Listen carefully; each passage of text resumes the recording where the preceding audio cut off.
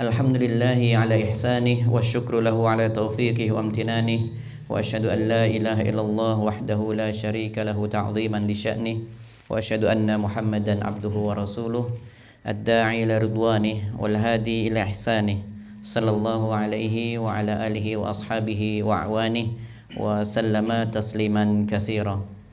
Alhamdulillah, kita bersyukur kepada Allah Subhanahu wa taala bahwa pada kesempatan kali ini Allah kembali memberikan kita taufik dan hidayahnya sehingga kita tetap berada dalam agama yang sempurna ini, yaitu agama Islam, dan kita bisa menjalankan ketaatan kepada Allah Subhanahu wa taala. Di antara bentuk ketaatan itu adalah yaitu dengan menjalankan ibadah salat maghrib berjamaah. Tentu ini adalah nikmat yang besar yang harus kita syukuri. Begitu banyak saudara kita yang belum bisa melangkahkan kakinya ke masjid di setiap sholat fardu 5 waktunya. Maka ini adalah nikmat yang besar.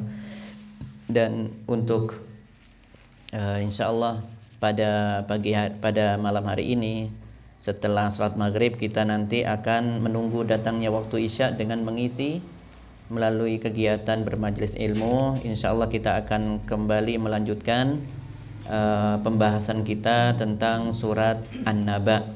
Pada pekan kedua bulan yang lalu kita masih pada paragraf yang pertama, karena kemarin kita mencoba membahas setiap surat, yaitu di sini kita awali dengan An-Naba ini dengan paragraf-paragraf. Yang kemarin baru selesai paragraf pertama ya, ayat 1 sampai 5 ya. Ayat 1 sampai 5 dan berkaitan dengan naba. Kemarin an-naba itu artinya apa? An-naba berita ya.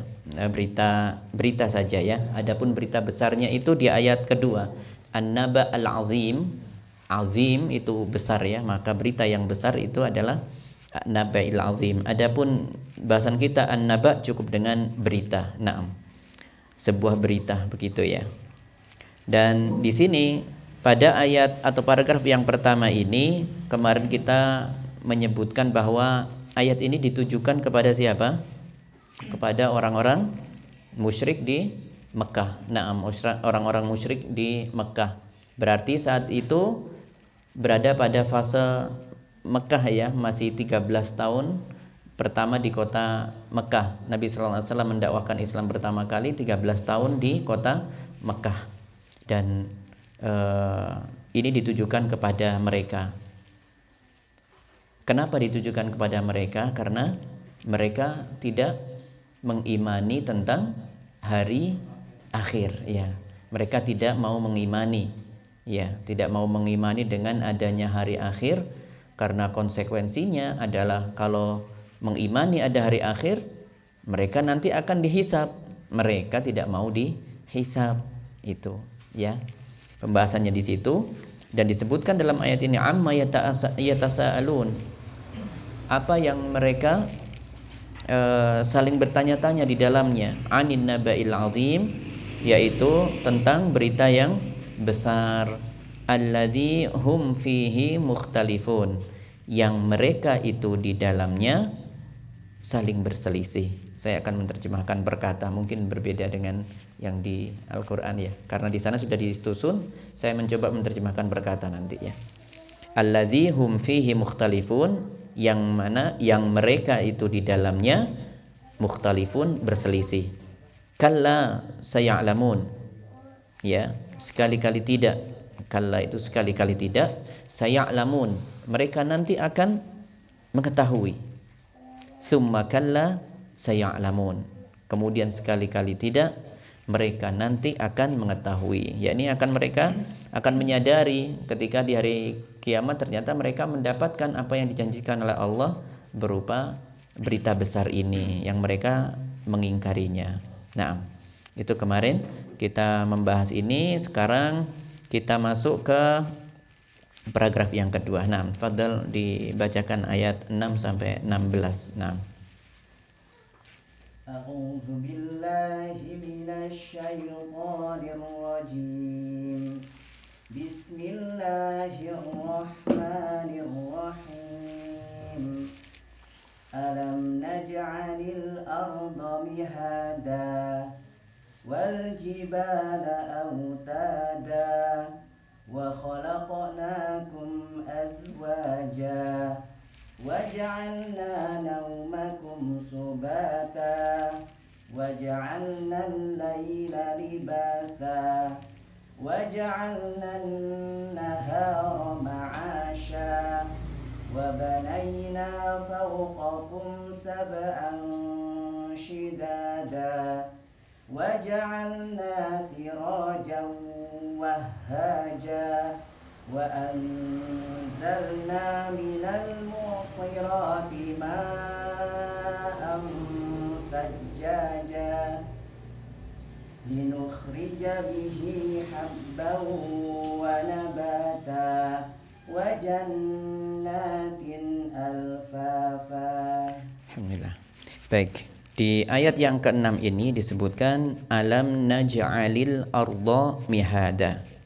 Ya, yang artinya adalah bukankah kami telah menjadikan bumi itu sebagai hamparan. Naam. Ya. Bukankah kami menjadikan bumi itu sebagai hamparan? Di dalam ayat ini menjelaskan bahwa Allah menciptakan bumi ini berbeda dengan planet-planet yang lainnya, bahwa di dalam bumi ini semuanya sudah disiapkan fasilitas-fasilitas yang ada. Ya, fasilitasnya sangat banyak sekali. Ya. Jadi nanti fasilitas itu digunakan untuk apa? Untuk memenuhi kebutuhan manusia, binatang, dan tumbuhan di dalamnya. Yang paling terlihat adalah oksigen. Ya, oksigen itu paling terlihat. Yang itu membedakan dengan keadaan di bulan misalnya, atau di planet yang lainnya, di Mars misalnya, tidak ada manusia yang bisa hidup di sana karena tidak bisa mencukupi kebutuhan oksigen. Itu yang paling nyata, yang paling terlihat. Yang hal paling terlihat adalah di masalah udara saja sudah berbeda. Demikian juga kandungan air, manusia membutuhkan air, tumbuhan membutuhkan air, binatang juga membutuhkan air, ya. Dan disebutkan di sini kata Allah Subhanahu wa taala.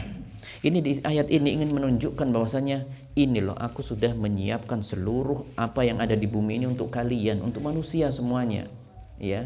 Supaya kita selalu mengingat bahwa ini adalah nikmat dari Allah Subhanahu wa taala. Oksigen tidak perlu beli.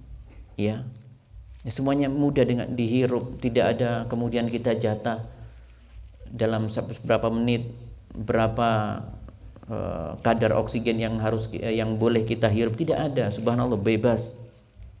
Ini nikmat yang banyak orang melalaikan, ya. Dan di dalam ayat yang ke-6 ini disebutkan bumi itu diciptakan apa tadi? Sebagai hamparan. Hamparan maksudnya ini dimudahkan. Mihada itu kalau di dalam bahasa Arab ada disebutkan dengan mahda, yaitu kalau bayi baru lahir ada kasurnya itu tuh. Ada kasurnya. Biasanya untuk tempatnya bayi memandikan, untuk tempat bayi untuk merawat bayi, intinya di situ, ya. Semuanya diperlakukan dengan enak, dibuat datar seperti itu, ya. Sama dengan kasurnya anak bayi. Kalau dilihat dari sisi bahasa seperti itu. Namun bahasan kita adalah bumi ini semuanya mudah dijangkau. Kita kemana-mana mudah, subhanallah. Mulai awal penciptaan bumi sudah diberikan kemudahan. Kemudian manusia dengan teknologi dan kebutuhan tertentu maka membuat jalan-jalan yang lebih bagus misalnya. Padahal dulu orang tanpa aspal pun sudah bisa menggunakan dengan baik. Tetap melakukan perjalanan kemana, perjalanan jauh. Batu terjal pun mereka bisa tempuh, ya. Seperti kebiasaan orang-orang Arab dulu kalau mencari berdagang yaitu ke Syam, perjalanan berapa ribu kilo itu, ya. Jauh sekali, ya. Jauh sekali dari kota Mekah, dari Arab itu sangat jauh. Tapi mereka bisa menjangkaunya. Tidak ada aspal di situ, ya. Tapi ala kulli hal semua di alam ini mudah dijangkau, mudah dilewati, ya. Semuanya itu mudah dilewati. Naam. Wal jibala autada. Al jibal yaitu gunung-gunung. Ya. Dan gunung-gunung diciptakan oleh Allah autada. Autad itu jamak dari watat. Watat itu pasak. Pasak. Dan ini subhanallah, ini berita ini 1450 tahunan yang lalu ya kira-kira ya. 1400-an tahun yang lalu Allah sudah memberikan kita informasi tentang hal ini. Saat itu tidak ada satu bangsa pun yang memikirkan apa di bawah gunung, itu tidak ada. Baru sains belakangan ini, ilmu pengetahuan belakangan menemukan memang gunung itu bukan seperti bayangan kita, yaitu pasir kemudian ditumpuk menjadi sebuah gundukan tanah. Tidak semacam itu. Di sini sudah disebutkan dalam ayat ini dan menunjukkan kebenaran dari firman Allah Subhanahu wa taala, dan itu pasti benar dan harus kita imani bahwa gunung itu tidak terlihat cuma ujungnya saja. Dia seperti pasak. Pasak itu suatu yang dikenal oleh semua orang. Untuk tenda, tenda itu kalau masang tenda, maka kita memiliki semacam paku begitu ya, paku kayu atau apa begitu, besi misalnya panjang, yang dimasukkan ke dalam lebih banyak atau lebih sedikit daripada yang muncul di luar. Lebih banyak yang di dalam. Maka gunung seperti itu, ya, gunung seperti itu diibaratkan seperti pasak, ya, pasak. Subhanallah. Zaman itu siapa yang meneliti ya berapa meter ke dalamnya? Bahkan gunung misalnya sekarang ini ada gunung sini aja, Welirang itu atau Arjuno yang di pos apa itu namanya, di pos pemberhentian itu sudah 2.600 meter di atas permukaan laut, 2.600 sekian, dan itu baru ujungnya yang terlihat. Yang ke dalam tentunya lebih dalam lagi, berlipat-lipat. Bayangan kita adalah pasak. Pasak kalau untuk masang tenda itu kan yang dari misalnya 100%, yang muncul paling cuma berapa? 10% atau bahkan tidak sampai mungkin. Berarti yang ke bawahnya bisa 9 kali lipat atau lebih. Bayangkan, subhanallah. Itu adalah gunung-gunung seperti itu diciptakan oleh Allah, dan kita diinformasikan oleh Allah Subhanahu wa taala melalui firman-Nya. Dan tujuan bumi untuk apa? Untuk menjaga kestabilan bumi ini biar tidak goyang. Subhanallah. Tujuan penciptaan gunung itu seperti itu. Ya. Jadi ternyata digunakan untuk menjaga kestabilan bumi ini agar tidak mudah goyang, ya. Itu adalah subhanallah, gunung-gunung seperti itu. Dan manfaatnya banyak selain itu tentunya, ya. Ya, manfaatnya banyak. Gunung itu manfaatnya sangat banyak.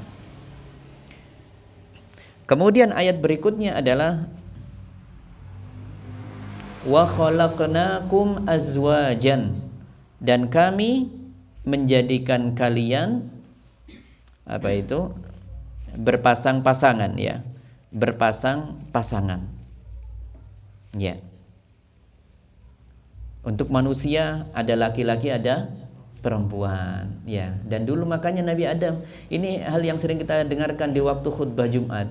Ya ayuhan nas, ittaqu rabbakumul ladzi khalaqakum min nafsin wahidah wa khalaqa minha zaujaha wa batha minhuma rijalan katsiran wa nisaa wattaqullaha alladzi tasaaluna bihi wal arham innallaha kana 'alaikum raqiba. Wahai sekalian manusia, bertakwalah kalian kepada Allah yang menciptakan kalian dari satu jiwa asalnya, cuma Adam awalnya.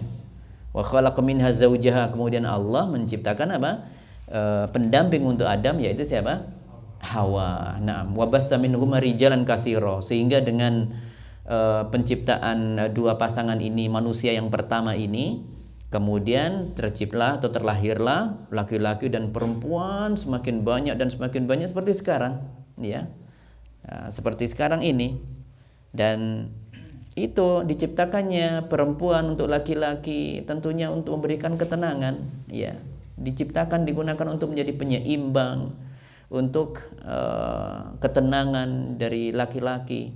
Bahkan di dalam ilmu neurologi, ilmu tentang otak, ya ikhwah, itu ada di dalam ilmu itu disebutkan tentang peran otak itu disebutkan ada dua, ada hemisfer kanan kiri, ada otak kanan otak kiri. Biasanya kalau laki-laki itu yang kiri yang dominan karena menggunakan logika terus, ya. Lebih banyak menggunakan logika, analisa, ya. Perhitungannya matang, matematis. Adapun kalau perempuan itu lebih cenderung ke kanan. Kalau laki-laki ada masalah langsung cari masalahnya. Kalau perempuan tidak, ada ritual dulu, nangis dulu, mojok dulu, baru beraksi. Ya, itu penyeimbang. Nanti ternyata dibutuhkan seperti itu, ya. Itu bukan sebuah nilai yang minus, nilai yang negatif, tidak, ya. Karena memang diciptakan seperti itu. Kan beda laki-laki dengan perempuan, tapi saling membutuhkan, ya. Perempuan atau wanita adalah sebagai yang memberikan ketenangan bagi laki-lakinya. Dan dalam firman Allah disebutkan wa min ayatihi an khalaqalakum min anfusikum azwajan litaskunu ilaiha wa ja'ala bainakum mawaddah wa rahmah. Dan di antara kekuasaan Allah adalah menciptakan untuk kalian istri-istri dari jenis kalian sendiri. Iya, dari tulang rusuk Adam, ya, awalnya diciptakan, kemudian dari tulang rusuknya Adam itu lahirlah diciptakannya siapa? Hawa. Naam, Hawa. Baik. Jadi di dalam firman Allah disebutkan memang diciptakan perempuan atau wanita itu adalah untuk sebagai pemberi ketenangan bagi lelaki atau dari suaminya, seperti itu. Demikian juga binatang, ada jantan, ada betina, semua di bumi ini banyak berpasang-pasangan, ya, diciptakan secara berpasang-pasangan. Ada jantan, ada betina, kalau waktu ada siang, ada malam. Nah, seperti itu. Nanti di hari kiamat ada surga, ada neraka, tidak ada di antara kedua-duanya, tidak ada. Sama dengan kelamin laki-laki dan perempuan cuma ada dua saja, laki-laki dan perempuan, tidak ada yang di tengah-tengah antara itu, tidak ada. Sudah diciptakan laki-laki, ya sudah laki-laki, tidak usah macak perempuan. Karena ada yang semacam ini menjadi tren saat ini, ya. Bahkan muncul gender bermacam-macam. Ya, ini antara laki dan perempuan, ya, dengan berbagai merek, berbagai nama, ya. Nah, itu bukanlah sebuah fitrah di situ. Ya. Nah, Allah ciptakan orang baik, Allah ciptakan orang buruk. Allah ciptakan Nabi kita Muhammad SAW, Allah ciptakan Nabi Musa alaihissalam. Allah ciptakan siapa? Terburuknya Fir'aun, ya. Ada Musa, ada Fir'aun, itu berpasang-pasangan, ya.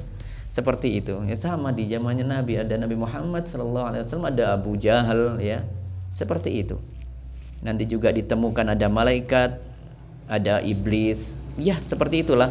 Semuanya diberikan pasang-pasangan, menunjukkan kesempurnaan dari penciptanya, yaitu Allah Subhanahu wa taala. Berikutnya di situ, wa ja'alna naumakum subata, dan kami jadikan tidur kalian itu untuk istirahat. Naum itu tidur, seperti yang dibaca ketika subuh, ya, oleh muadzin, as-salatu khairun minan naum. Nah, salat itu lebih baik dari tidur, ya. Nah, di sini disebutkan kami menciptakan atau menjadikan tidur kalian itu subata, untuk istirahat. Oleh karenanya di antara ulama ada yang mengatakan hal paling nikmat itu adalah ketika seorang manusia itu mendapatkan kebutuhannya di saat-saat lemahnya. Yaitu contohnya ketika dia kondisi sangat lemah, capek dan sebagainya, dia butuh apa? Tidur. Tidurnya enak enggak itu? Oh, enak sekali itu. Pulas sekali. Kemudian kalau orang dalam keadaan lapar, tidak makan dari pagi, kemudian malam ada makanan, kemudian makan, rasanya nikmat dari itu. Nikmat sekali, meskipun tempe sama sambal kecap, sudah itu versi paling sederhana, itu sudah nikmatnya luar biasa. Orang yang makan di restoran dengan harga jutaan misalnya, tidak bisa merasakan kenikmatan seperti itu, dia makannya tidak dalam keadaan lapar. Ya, berbeda rasanya, ya. Sama kita punya makanan buahnya enak-enak, tapi kita makannya dalam keadaan kenyang. Bisa makan tidak itu? Tidak bisa, tidak ada kenikmatan di situ. Maka Allah menjadikan tidur itu untuk istirahat. Wa ja'alnal laila libasa. Al-lail artinya malam, libas itu artinya pakaian. Dan kami jadikan malam itu sebagai pakaian. Kenapa malam dijadikan pakaian? Pakaian itu fungsinya untuk apa? Menutupi apa? Seluruh anggota tubuh kita, ya. Maka disebut dengan malam itu dikatakan sebagai pakaian karena pakaian itu menutupi seluruh apa yang ada di bumi ini. Ketika malam seperti ini, semua tidak ada yang memiliki cahaya sedikit pun, ya. Yang ada mungkin ketika ada lampu. Ketika tidak ada lampu, tidak ada bulan, apa yang terjadi? Semua diliputi dengan pakaian, dengan kegelapan malam, gelap semuanya. Jadi tertutupi dengan gelapnya malam. Oleh karenanya di sini disebutkan wa ja'alnal laila libasa. Malam itu dijadikan untuk pakaian. Ya. Kami jadikan malam sebagai pakaian. Naam. Dan ini masih ada kaitannya dengan yang tadi sebenarnya. Di waktu malam itu adalah untuk istirahat. Karena di sini ayat berikutnya wa ja'alnan nahara ma'asya, dan kami menjadikan siangnya sebagai apa? Sebagai waktu untuk mencari ma'isyah, mencari penghidupan. Jadi maksud di ayat ini apa? Malam untuk istirahat, pagi sampai sore menjelang malam itu untuk beraktivitas, kan seperti itu. Kalau seseorang melanggar ini, yang didapati pasti ketidaknyamanan. Kalau misalnya kita normalnya kan itu bangun pagi kemudian beraktivitas, nanti boleh istirahat sejenak, qailulah namanya, tidur sejenak di waktu siang mungkin 10 menit itu boleh. Tetapi kalau dia tidur dari pagi sampai sore, melek di malam hari, jadi kelelawar di malam hari, apa yang terjadi? Tidak sehat hidupnya. Dia tidak akan merasakan kenikmatan. Sama seperti kalau dulu orang misalnya tidur waktu sore, dulu kan dikaitkan dengan permasalahan tertentu, ya. Oh, surup-surup kok tidur.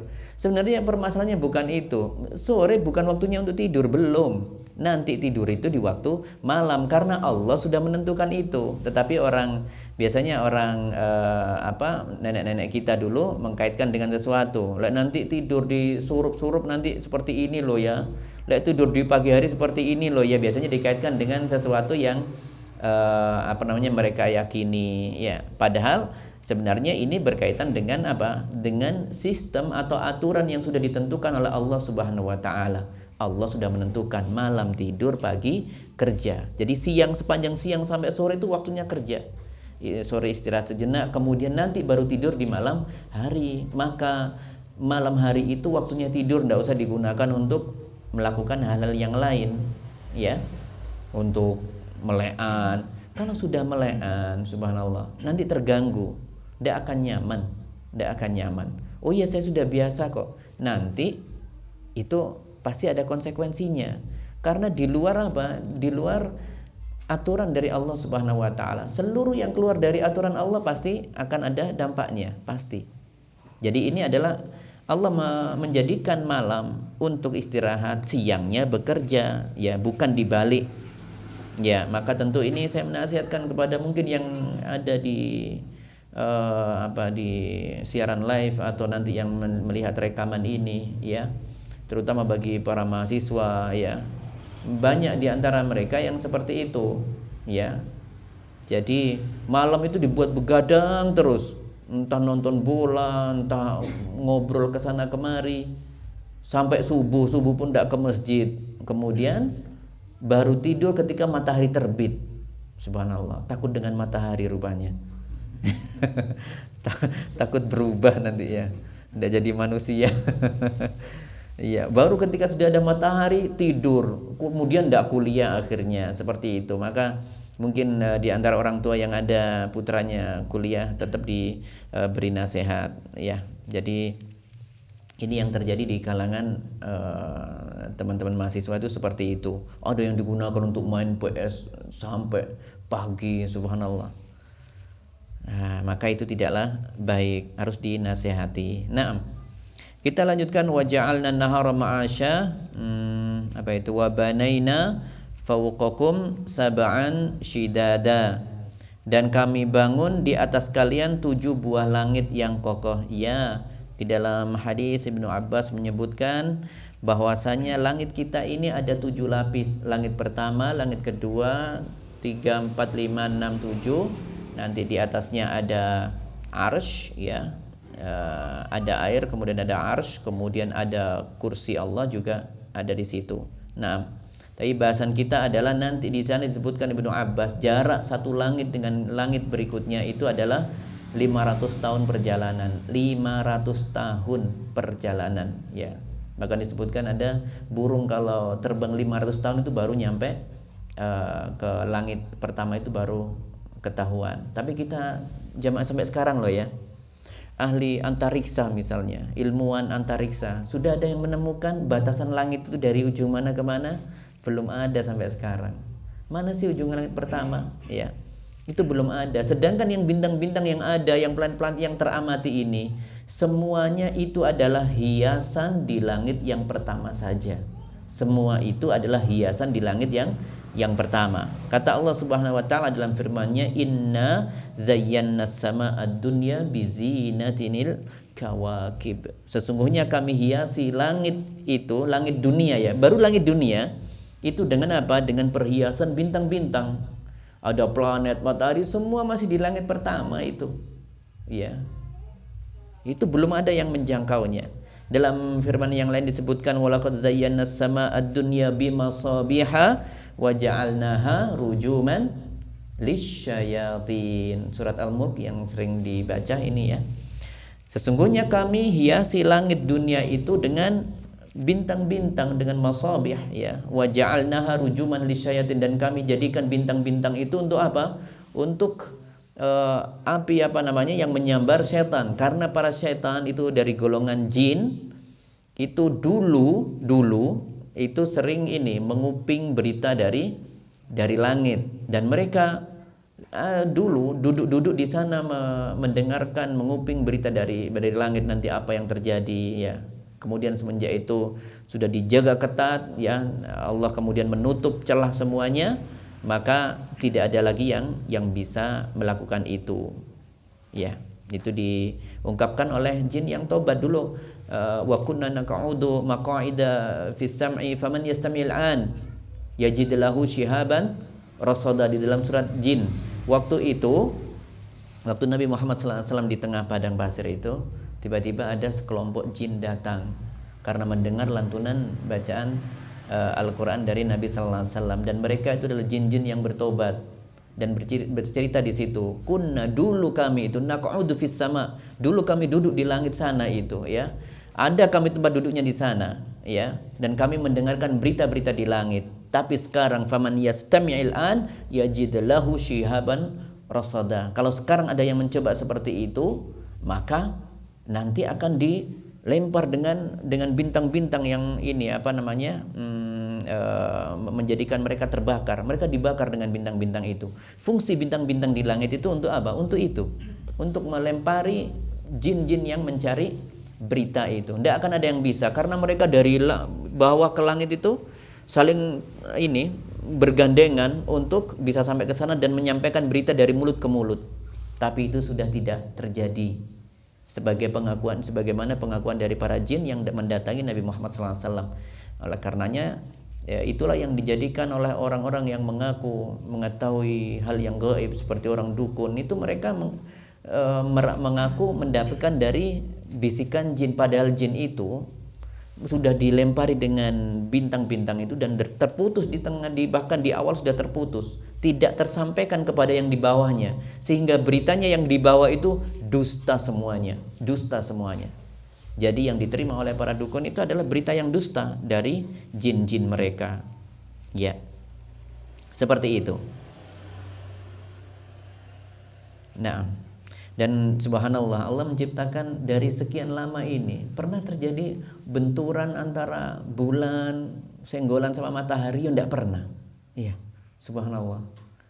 Begitu luasnya rahmat Allah melindungi kita, menjaga kita semuanya, menjaga semuanya stabil, berada dalam orbitnya ya.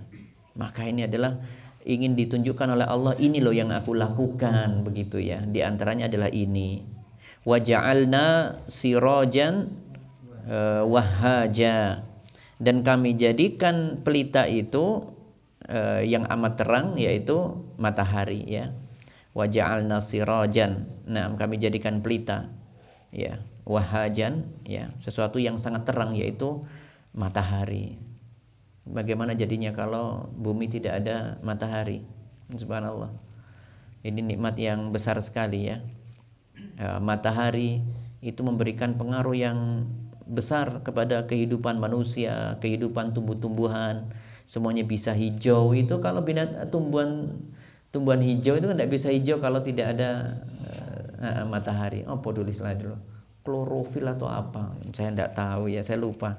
Tapi saya pernah belajar itu waktu SD dulu. Fotosintesis. Nah, ya, subhanallah. Ya, kita satu angkatan kayaknya nih. Baik. Ya, di situ disebutkan matahari itu sebagai pelita yang amat terang. Dia nanti cahayanya diambil oleh bulan dan bulan bisa menerangi. Bulan itu tidak menjadi sumber cahaya, dia hanya memantulkan cahaya dari cahaya matahari.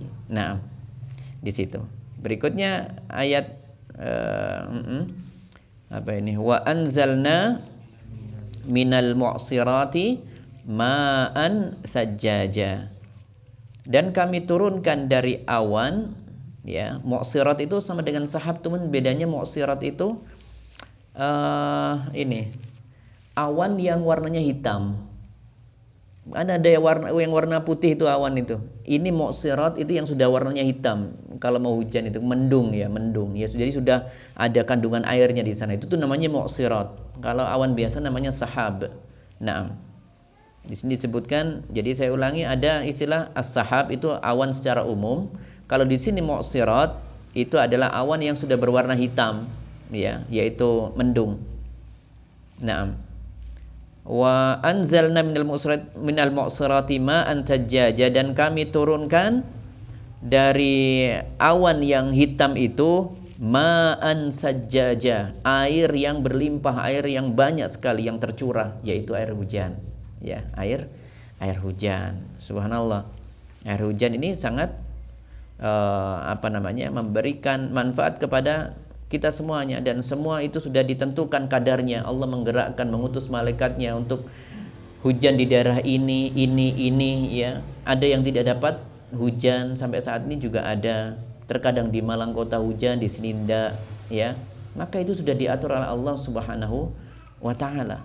Kadar airnya itu sudah sesuai, yang turun itu dengan kadar yang dikehendaki oleh Allah, karena semuanya sudah ditulis semuanya, ya. Semuanya takdir, semua sudah ditulis. 50.000 tahun sebelum penciptaan langit dan bumi, semua kalau bahasa sekarang itu master plan itu sudah ada semuanya, ya. Semua rencana agungnya, mahakarya rencananya itu sudah tertata rapi semuanya. Bahkan setiap individu, setiap binatang melata, semua sudah ada takdirnya masing-masing.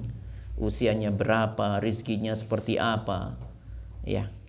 Maka ini adalah sudah ditentukan oleh Allah Subhanahu wa taala. Berikutnya adalah linukhrija bihi habban wa nabata, supaya kami tumbuhkan dengan air yang turun dari hujan itu, ya, air turun itu. Habban itu artinya biji-bijian, nabata tumbuh-tumbuhan. Kenapa disebutkan biji-bijian dulu baru tumbuh-tumbuhan? Di antaranya adalah tumbuh-tumbuhan memang dari biji dulu. Kemudian ada yang menyebutkan bahwa hal yang paling dibutuhkan oleh manusia itu adalah biji-bijian seperti gandum, beras, itu yang dibutuhkan, yang lebih dibutuhkan, ya. Sedangkan sayur, tumbuh-tumbuhan yang lainnya sebagai pelengkap, seperti itu. Oleh karenanya orang makan kan itu, makan pokok di dunia ini mungkin cuma dua itu, ya, beras dan gandum, bahan dasarnya itu biji-bijian semua itu. Ya, itu semuanya biji-bijian. Itu menjadi makanan pokok. Dan kenapa ayat ini menyebutkan biji-bijian terlebih dahulu? Karena yang paling dibutuhkan oleh manusia itu yaitu, ya. Ada yang di sini tidak makan nasi, cuma makan sayur aja. Apa istilahnya? Vegetarian. Kayak tok vegetarian. Saya makan sawi aja setiap hari, tidak makan nasi. Ya tunggu saatnya nanti, ya. Tidak sehat, tetap tidak sehat. Allah sudah kasih habban itu tujuannya itu. Ya, tapi ya tetap tidak boleh berlebihan. Kadang orang Jawa juga seperti itu. Lek gak mangan sego iku kurung mangan jenenge. Lah terus ngapain kalau belum makan? Makan tetap makan nasi, tetap makan nasi ya. Cuman memang biasanya dibatasi misal 2 kali ya. 2 kali. Tiap-tiap daerah berbeda. Kalau di sini kita disebutkan makan nasi itu berapa? 3 kali sehari ya. 3 kali porsi gede lagi kan. Ya, beda-beda tiap negara. Kalau di luar ada yang menggunakan gandum ya, makan roti ya, biasanya dari roti itu bahan dasarnya gandum. Kemudian ada yang menjadikan nasi itu sebagai pelengkap, ada. Seperti misalnya setahu saya di Turki seperti itu. Jadi mereka makan pagi itu ya makan ijo-ijo sama ndok, sama madu, sama keju. Nanti kemudian ada dagingnya. Kalau nanti malam baru makan nasi. Baru makan nasi. Beda-beda setiap ini ya, tapi di situ mereka memang memberikan porsi yang secukupnya. Tapi bahasan kita adalah habban wa nabata. Habban itu yang paling utama, kemudian nabata baru sebagai pelengkap ya. Maka tidak usah dibalik nanti ya. Jadi vegetarian. Saya makan sawi saja, tidak usah sego, tidak usah nasi. Ya tunggu aja nanti berkeringat dingin. Ya Masya Allah. Kita sudah terbiasa seperti itu ya ikhwah ya. Berikutnya wajannatin alfafa, dan kebun-kebun yang lebat. Nah,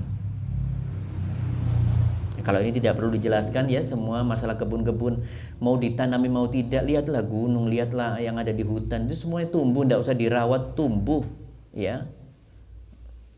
Apa mungkin tumbuh? Oh, jangankan di sana, wong di tembok aja bisa tumbuh.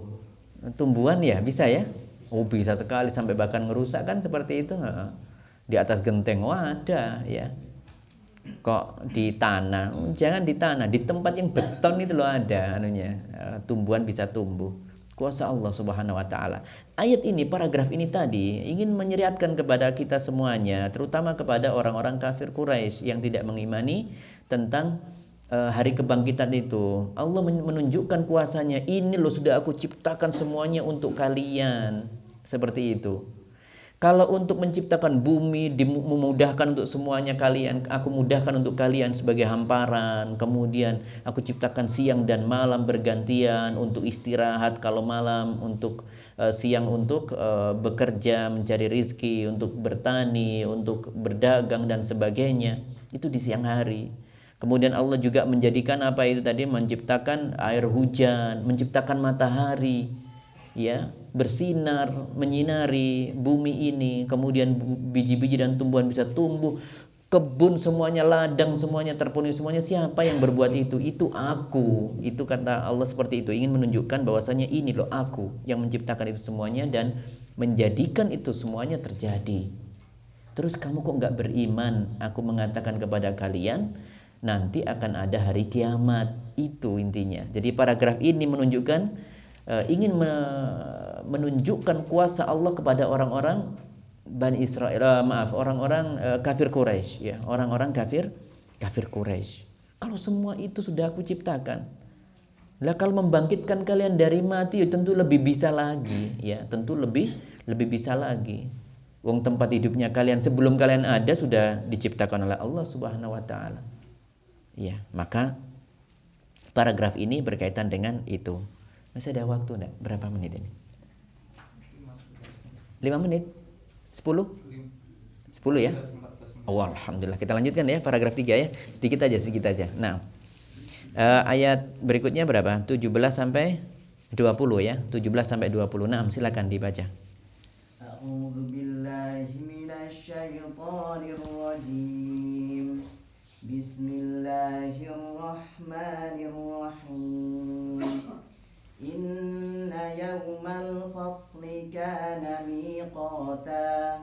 Yawma yunfakhu fis-suri fatatuna afwaja. Wa futihatis samaa'u fakanat abwaba. وَسُيِّرَتِ الْجِبَالُ فَكَانَتْ سَرَابًا. Nah, Inna yaumal fasli kana miqata. Sesungguhnya hari keputusan itu adalah waktu yang sudah ditetapkan. Miqat itu waktu yang sudah ditetapkan. Miqat ya, miqata di situ. Inna yaumal fasli. Yaumal fasli itu adalah hari keputusan. Sudah ditetapkan oleh Allah. Yauma yunfakhu fis suri fatatuna afwaja. Yaitu hari yang saat itu yunfakh, ditiupkan, fis-suri pada sangkakala itu, kemudian fatatuna afwaja, lalu kalian semuanya datang secara berkelompok-kelompok. Nah, wa futihatis sama'u fakanat abwaba, dan berikutnya dibukakanlah langit-langit, ya, maka terdapatlah beberapa pintu, banyak pintu nanti. Ya, jadi langit dibuka dan terdapat banyak pintu di langit nanti. Wasuyiratil jibal, dan gunung-gunung pun dijalankan. Fakanat saraba, dan maka menjadi fata morgana lah ia. Kita jelaskan satu persatu. Yaumal fasl itu hari keputusan, nama lain dari hari kiamat. Jamaah yang dimulakan oleh Allah, nama hari kiamat itu sangat banyak sesuai dengan sifatnya. Misalnya, kenapa hari tersebut disebutkan dengan hari kiamat? Karena seluruh manusia itu diberdirikan, tidak pernah duduk di sana. Jadi ketika di padang mahsyar, semuanya itu diberdirikan. Qiyam itu berdiri. Maka qiyamah itu adalah hari diberdirikannya seluruh makhluk nanti. Manusia semuanya diberdirikan. Tidak ada duduk sama sekali. Dan sehari di sana bisa 1000 tahun lamanya. Nah, dan semuanya nanti menunggu syafaat dari Nabi sallallahu alaihi wasallam. Ayo, orang-orang yang beriman itu ingin bersegera, ya Allah, ini siapa yang bisa memberikan syafaat kepada kami agar segera dihisap saja kita ini. Karena orang-orang beriman, orang-orang saleh di situ ingin segera mendapatkan surganya Allah Subhanahu wa taala. Tidak sabar, lama nunggunya itu, ya, lama nunggunya. Tapi mereka tentunya diberikan kenikmatan meskipun demikian, ya. Tapi nunggu lama tetap adalah sebuah hal yang tersendiri yang dirasakan, ya. Tapi itulah keuntungan dari orang-orang yang beriman tentunya, nanti akan mendapatkan tempat yang indah. Tapi bahasan kita, saya ingin memperkenalkan ada nama-nama hari kiamat, yaitu hari kiamat, yaumul qiyamah. Kemudian ada istilah yaumul hisab. Yaumul hisab berarti hari perhitungan. Oleh karenanya di doa kita berdoa, Allahumma hasibni hisaban yasira. Ya Allah, hisablah aku nanti dengan perhitungan yang mudah. Itu dibaca di sebelum salam, ya, setelah Allahumma a'inni ala dzikrika wa syukrika wa husni ibadatik. Kemudian tadi ini Allahumma hasibni hisaban yasira. Kalau ya diterjemahkan adalah, ya Allah, hisablah aku nanti, karena semuanya tidak ada yang luput dari hisab ini. Ya, hisablah aku nanti dengan hisab yang mudah. Kemudian juga disebut dengan yaumul jama', hari berkumpul. Yaumul jama' itu juga maksudnya hari kiamat, karena semuanya nanti dikumpulkan di titik terakhir cuma dua. Fariqun fil jannah wa fariqun fis sa'ir, kata Allah Subhanahu wa taala. Nanti sekelompok orang di surga, sekelompok yang lainnya di neraka. Fariqun fil jannah wa fariqun fis sa'ir.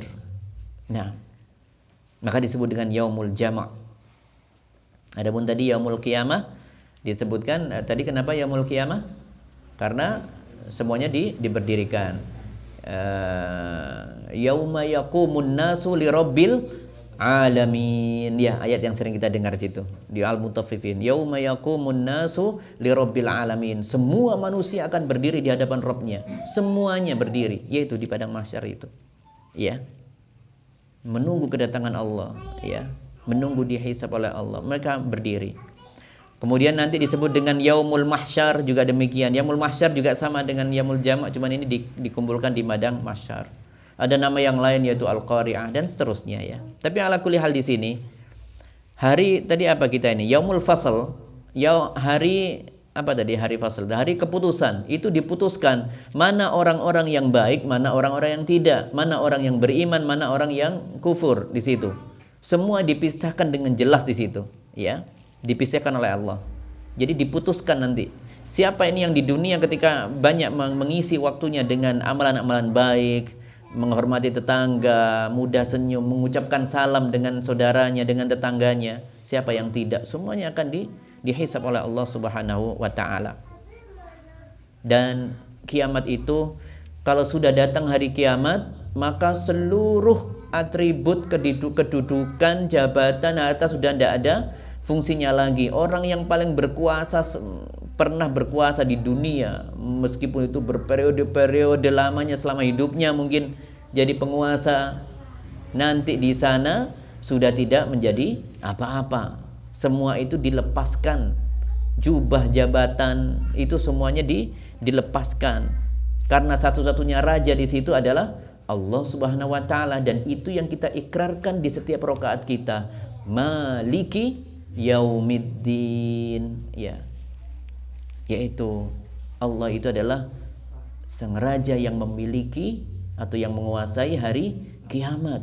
Yaumiddin, hari pembalasan, hari pembalasan. Yaitu yaumiddin, satu lagi nama hari kiamat itu yaumiddin, hari pembalasan. Ya, tambahin lagi tadi itu hari pembalasan ada.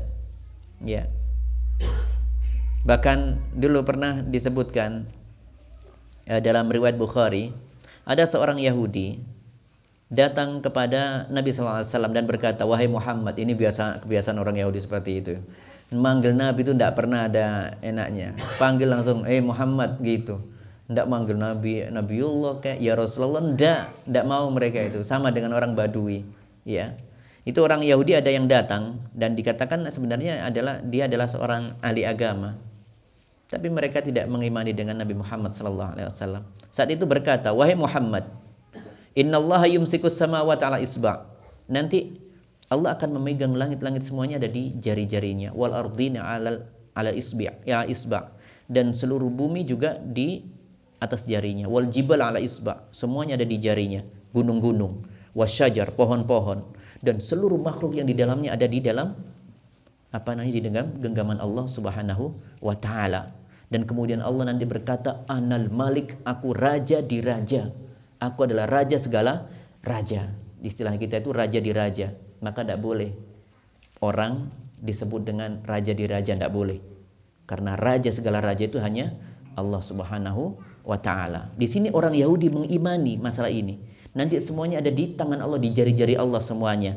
Dan di sesi terakhirnya Allah mengatakan, "Anal Malik," akulah raja di raja. Tidak ada raja lagi yang dulu berkuasa di dunia. Mana kalian? Mana raja-raja bumi? Mana? Tidak ada yang muncul.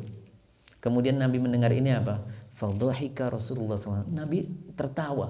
Tertawanya sampai terlihat giginya itu ya. Karena apa? Karena apa yang disampaikan itu ternyata benar. Yang disampaikan Yahudi itu ternyata benar seperti apa yang di dalam Al-Quran, ya, sama persis dengan apa yang ada di dalam Al-Quran. Jadi tertawanya Nabi bukan mengolok-olok, bukan. Tetapi karena apa? Karena takjub. Orang Yahudi masih ada yang mengimani ini ya. Karena memang betul Allah Subhanahu wa taala ya, yaitu menyebutkan bahwasanya langit itu nanti di genggaman Allah Subhanahu wa taala. Naam. Wasamawat matwiyatun biyamini, bahkan nanti digenggam di tangan kanannya Allah. Ya, digenggam di tangan kanannya Allah. Dan kita kaum muslimin ketika Allah menyebut tangan kanan, maka tidak boleh membayangkan dengan tangan kanan kita. Tidak boleh menyamakan dengan makhluk pun. Membayangkan tidak usah. Ya, cukup kita imani saja Allah memiliki tangan kanan, dan nanti langit-langit semuanya digulung dengan wasamawat matwiyat biyamini, semuanya digenggam dengan tangan kanannya. Tapi kita tidak boleh membayangkan, tidak boleh menyamakan dengan makhluknya.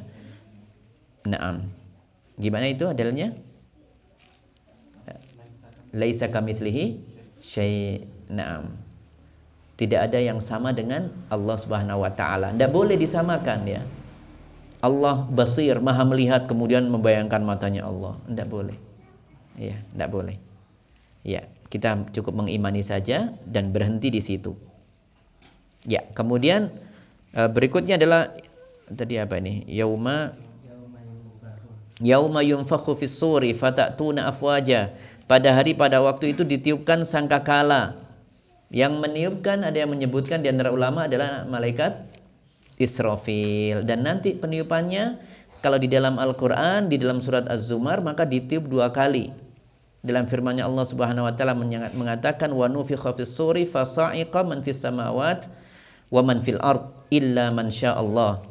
Ketika ditiupkan sangkakala yang pertama, maka seluruh makhluk yang ada di langit-langit dan bumi, bukan di langit saja, di langit-langit semua dan di bumi semuanya akan mati kecuali yang dikehendaki Allah saja. Yaitu diantaranya para ulama menyebutkan yang meniup itu tidak mati, yaitu malaikat Israfil. Dalam pendapat ulama yang lain, Jibril, Mikail, Israfil tidak mati, karena memang 3 malaikat ini para pembesarnya ini. Jibril adalah pimpinan para malaikat, dan diantara sekelompok yang besar itu adalah Jibril, Mikail, dan Israfil. Tapi ini pendapat, tidak ada penjelasan yang jelas tentang hal ini. Nah, kita azan dulu atau ini? Mau azan dulu apa mau lanjut? Ini sedikit lagi ini. Lanjut aja ya. Sampai tadi kan sudah kita baca ayatnya, insya Allah sebentar lagi. Semua nanti dimatikan oleh Allah kecuali yang dikehendaki oleh Allah, dan tidak disebutkan dalam teks yang tegas siapa yang nanti dikehendaki oleh Allah untuk tetap hidup. Tapi diantara ulama menyebutkan yaitu yang paling dekat adalah Israfil, karena beliau nanti meniupkan sangkakala berapa? 2 kali. Yang pertama mati semuanya kecuali dia, dan kemudian nanti dia meniup yang kedua kalinya untuk membangkitkan semuanya. Nah, dalam ayat tadi disebutkan summa nufikha fihi ukhra fa idahum qiyamun yanzurun. Surat Az-Zumar ayat 68. Ya, surat Az-Zumar ayat 68. Lalu di tiupan yang kedua semuanya akan dibangkitkan oleh Allah dan menunggu keputusan dari Allah, yaitu di padang mahsyar tentunya nanti ya, seperti yang tadi kita bahas. Berapa jaraknya antara tiupan pertama dan kedua? Disebutkan dalam hadis bahwa jaraknya adalah 40. Menyebut angka 40 saja. Ada yang menganggap jangan-jangan perawinya lupa, bisa jadi karena ragu. Ini 40 apa? 40 hari, 40 bulan, 40 tahun, 40 abad, tidak dijelaskan di situ. Tapi kita mengimani di situ disebutkan angka 40. Ya. Tapi tidak ada penjelasan apakah 40 hari dan seterusnya. Ayat yang tadi disebutkan wa futihatis sama'u fakanat abwaba, dan nanti futihat terbuka atau dibuka, as-sama yaitu langit. Langit nanti dibuka, fakanat abwaba, dan didapati nanti banyak pintu-pintu. Sekarang ini langit tertutup, nanti semuanya akan dibuka. Sebagaimana ini ya, gambaran kita adalah ketika orang yang beriman melakukan banyak amalan saleh, ketika meninggal ruhnya itu disambut di seluruh pintu langit. Di langit pertama dibukakan pintu oleh malaikat penjaga di sana. Ini ruh siapa ini yang harum sekali ini? Subhanallah. Semoga kita termasuk dari mereka. Jadi disambut oleh para malaikat, silakan datang ke sini. Kemudian naik ke langit kedua juga disambut oleh penduduk langit, malaikat langit kedua, dan sampai langit ketujuh baru dikembalikan lagi ke liang kuburnya, menunggu di alam barzakh. Adapun orang kafir, langit pertama saja sudah tidak mau mencium aroma baunya yang busuk itu. Ini hamba, ini siapa orang ini, yang ruh siapa ini yang memiliki aroma sangat menyengat sekali, bau busuk dari bumi ini, bau siapa ini? Ini orang-orang kafir, orang-orang yang melakukan kemunafikan, banyak melakukan kemaksiatan, mengingkari apa yang diperintahkan oleh Allah Subhanahu wa taala. Ya, jadi nanti langit akan muncul, akan terbuka, dan kemudian nanti terlihat banyak pintu di sana. Ya. Kalau pintu sudah terbuka, dalam firman Allah disebutkan nanti para malaikat akan turun semuanya para malaikat penghuni langit itu. Ya, wa yauma tashaqqaqus samaa'u bil ghamami wa nuzzilal malaikatu tanzila. Dan ingatlah, nanti pada hari langit itu nanti pecah belah. Jadi terbuka itu ada yang di sini disebutkan dengan istilah pecah. Jadi terbukanya itu karena pecah. Kemudian mengeluarkan kabut putih dan diturunkan malaikat bergelombang-bergelombang. Apalagi ketika sudah di hari mahsyar itu, waja'a rabbuka wal malaku soffan soffa, yaitu para malaikat nanti turun berbondong-bondong, bersaf-saf semuanya. Berapa malaikat? Tidak ada yang tahu. Sekarang yang di Baitul Ma'mur saja, kalau kita kiblat kita ada di mana? Kiblat kita di mana sekarang ini? Ka'bah ya, arah Masjidil Haram, yaitu di Ka'bah. Itu di atasnya Ka'bah di langit sana itu ada kiblatnya para malaikat yang disebut dengan Baitul Ma'mur. Dan di situ para malaikat masuk setiap hari 70.000 malaikat ya. Kemudian dalam sehari mereka tidak keluar, dan kemudian ditambah hari berikutnya masuk lagi 70.000 tidak keluar. Berapa hari yang sudah terlihat sekarang ini sejak penciptaan langit dan bumi dulu? Berapa ribu tahun, mungkin berapa juta tahun yang lalu? Berapa hari totalnya? Setiap hari masuk 70.000 tidak keluar-keluar, itu di Baitul Ma'mur. Maka jumlah malaikat sangat banyak.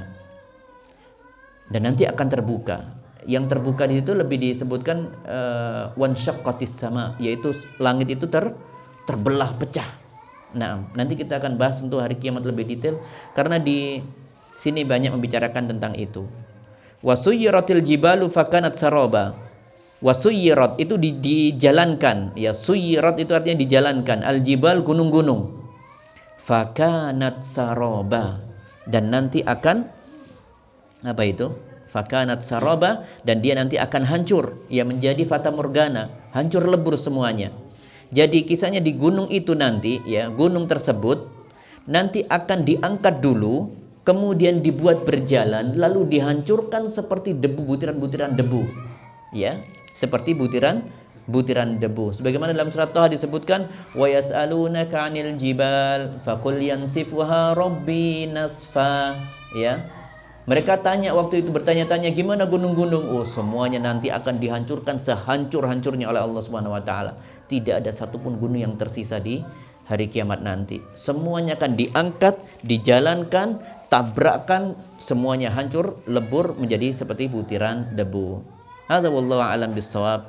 Maka ini adalah paragraf ke berapa tadi ya? Paragraf ke-3 ya berarti ya. Nah, jadi kita potong-potong seperti itu ya paragraf-paragraf. Yang pertama tentunya adalah dari ayat berapa itu?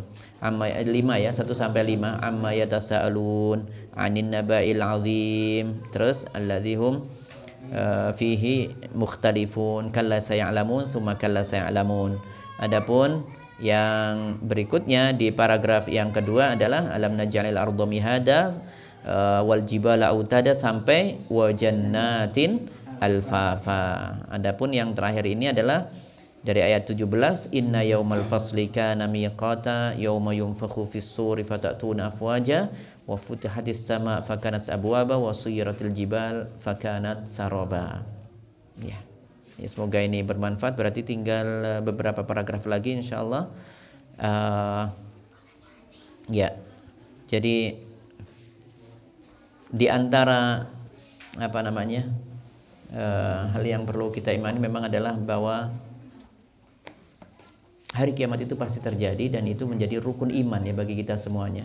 Dan biasanya Allah menggantikan wa man kana yu'minu billahi wal yaumil akhir, menunjukkan pentingnya posisi hari akhir untuk diimani.